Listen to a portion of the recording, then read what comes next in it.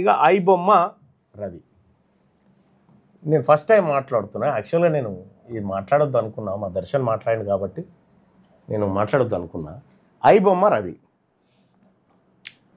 ఇక్కడ సజ్జనార్ గారి press meet ఎవరో నాకు క్లిప్పు పంపించినారు.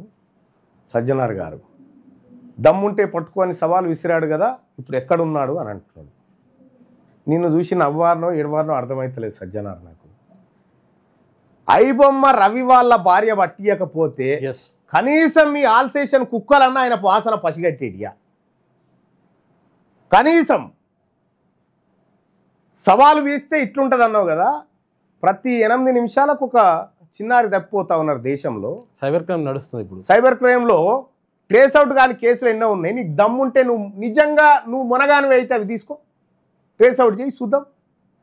ఎందుకే ఈ సినిమా డైలాగులు, సినిమా వాళ్ళని పక్కకు కూర్చున్న పెట్టుకొని వాళ్ళ సంసార్లా వాళ్ళేమన్నా 100 రూపాయలు దాన్ని 1000 రూపాయల టికెట్ అమ్ముకుంటా జనం దగ్గర దోపిడీ చేస్తా ఉన్నా. దోపిడీ దొంగలను పక్కకు కూర్చున్న పెట్టుకొని వాళ్ళని సంసారం లెక్క, వాళ్ళకు నువ్వు హీరో లెక్క.